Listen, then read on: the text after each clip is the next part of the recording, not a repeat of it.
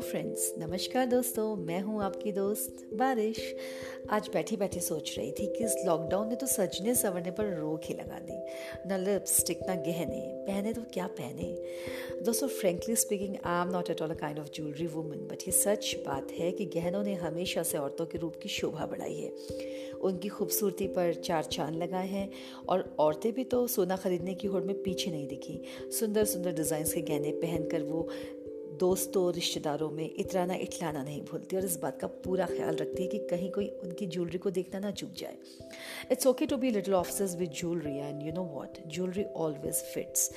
वैसे तो असली जेवर पहनने का असली होने से कोई खास लेना देना नहीं, लेकिन पता नहीं क्यों उत्तराखंड के ग्रामीण इलाकों की औरतों को देखकर ऐसा लगने लगता है कि ये तो सोने से भी ज़्यादा असली हैं। उनकी सिंप्लिसिटी ही उनकी असलियत बयां करती है।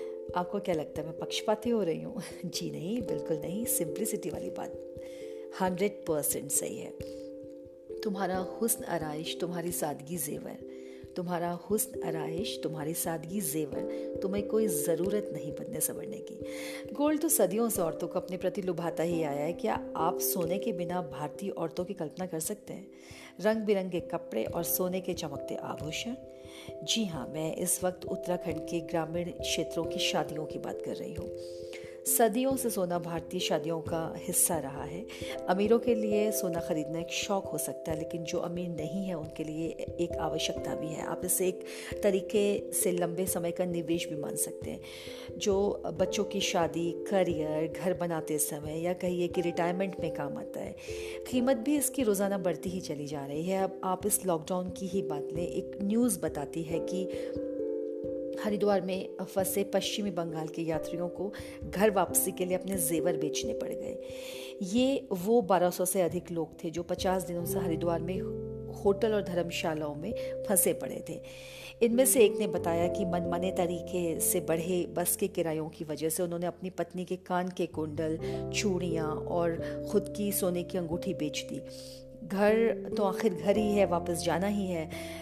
सिचुएशन बहुत अनफॉर्चुनेट हो सकता है, लेकिन फॉर्चुनेटली गोल्ड ज्वेलरी ने घर पहुंचा ही दिया। आइए आज बात करें उत्तराखंड के परंपरागत सोने के आभूषणों की, जो भारत के अनेक राज्यों में नहीं बल्कि देश विदेश के बाजारों में तेजी से अपनी जगह बना रहे हैं।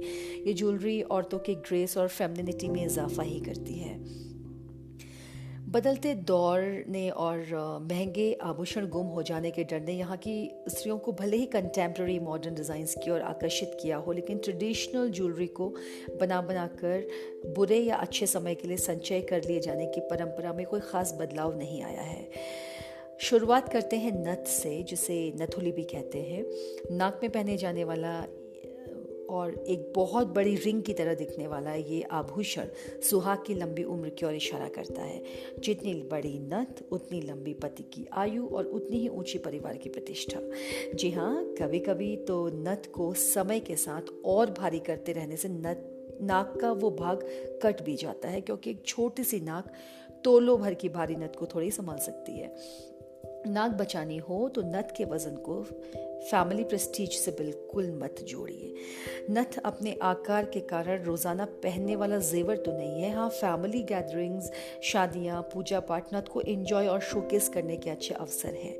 अब तो कुमाऊनी और गढ़वाली नथ सभी के लिए एक फैशन स्टेटमेंट बन गए हैं। इसके बाद आता है गुलोबन। गले में पहने जाने वाला ये आभूषण इस बात के लिए विशेष माना जाता है कि ये लाल या नीले रंग के एक चौड़े फीते के ऊपर सोने के आकर्षक डिजाइनदार चौकोर टुकड़ों को लगाकर बनाया जाता है। अब तो इसे थोड़ा मॉडिफाई करके इस कपड़े के फीते की जगह सोने के जाल ने ले ली है। शहरों में भी लोग इसे उतना ही पसंद करते हैं जितना कि गांव के इलाकों में। गुलोबन एक तरीके से उत्तराखंड की एलिटनेस और एलिगेंस को दर्शाता है। इसके अलावा हंसूली भी एक तरीके का नेक पीस है, जो हैसियत के मुताबिक सोना या चांदी दोनों से ही बनाया जाता है। इसका चार्म समय के साथ साथ कम हो रहा है, लेकिन सैल्यूट है आज की औरतों के स्ट्रॉन्ग इनोवेटिव फैशन सेंस को कि वे सुविधा, देश काल परिस्थिति के अनुसार या तो चांदी का एक मोटा और बड़ा नेक क्लच बनवा लेती हैं, या इसी का एक गोल्ड मिनिएचर जो लॉकेट के रूप में होती तो हंसूली ही है, बस थोड़ी सी फैशनेबल, थोड़ी सी ट्रेंडी और थोड़ी सी सस्ती भी।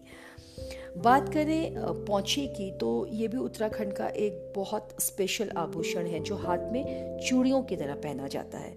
शादी के वक्त दुल्हन द्वारा पहने जाने वाला लाल कपड़े पर सोने के बड़े बड़े मोतियों से जड़ा 3-4 लड़ों का ये गहना सुहाग और शगुन का प्रतीक भी है और परिवार की प्रतिष्ठा का भी। एक घटना याद आती है, एक बार पहनी थी पौंछिया मैंने भी एक शादी में, वो भी 2 नहीं 4-4, यानी 2 एक कलाई में और 2 दूसरी में। लोगों को लगा कुमाऊं के किसी राजसी परिवार से बिलोंग करती है। बार बार आकर उसका पिक्चर लेते थे, पूछते थे। प्राउड तो बहुत फील कर रही थी मैं, बट बता नहीं पाई थी कि ये मेरी दोस्त की है। एनीवेज, धागुली भी हाथ में पहना जाने वाला एक प्लेन चांदी का कड़ा होता है जो अमूमन 2 छोरों पर खुला हुआ होता है। इसके अलावा पौंजे जो कि पाजेब या पायल जैसे दिखते हैं, लेकिन इनका डिज़ाइन एक जाल या नेट जैसा काफ़ी चौड़ा होता है। इनमें बहुत सारे घुंघरू लटके होते हैं जो नई नवेली दुल्हन के साथ घर में आने वाली खुशियों और उत्साह को भी दर्शाते हैं। और भी कई गहने हैं दोस्तों, जैसे पैर के लिए बिछुए, कमर के लिए कमरबंद, कान के लिए कनफूल, मुनड़ी, बाली, झुमका, गले के लिए मटर माला, चंपा कली, रानी हार। हाँ, मुझे तो ऐसा लग रहा है जैसे पल भर के लिए किसी सुनार की दुकान में पहुंच गई हूँ। हर जगह सुनहरा ही सुनहरा। दोस्तों, मैं कोई बहुत बड़ी जानकार तो नहीं, लेकिन जितनी जानकारी मुझे है उसके आधार पर ये कह सकती हूँ कि कैरेट का हिसाब किताब हम आम जनता की समझ से परे है। 18 कैरेट का सोना 22 में, 23 कैरेट का सोना 24 में ले लेना अब हमारे व्यवहार में शामिल हो चुका है, क्योंकि प्रश्न पूछने की हमारी आदत नहीं रही। अगर सोना खरीदने जा रहे हैं दोस्तों, तो पहले IBJA यानी इंडियन बुलियन ज्वेलरी एसोसिएशन की वेबसाइट IBJARATES.com पर जाकर रेट्स पता कर सकते हैं। असली सोना वैसे तो 24 कैरेट ही होता है, लेकिन आप जान लें कि इससे गहने नहीं बन सकते, क्योंकि ये बहुत मुलायम होता है, बहुत फ्लेक्सिबल होता है।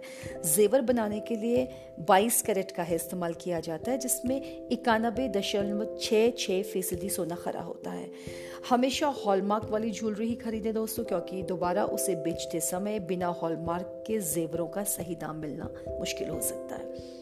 1 कैरेट गोल्ड का मतलब होता है 1/24% गोल्ड, यानी यदि आपका जेवर 22 कैरेट का है तो 22/24 मल्टीप्लाई बाय 100। यदि आप कैलकुलेशन के हिसाब से सोना खरीदेंगे तो कभी धोखा नहीं खाएंगे। एक पक्का बिल लेना कभी ना भूलें दोस्तों, और बिल को संभाल कर रखना तो बिल्कुल भी नहीं।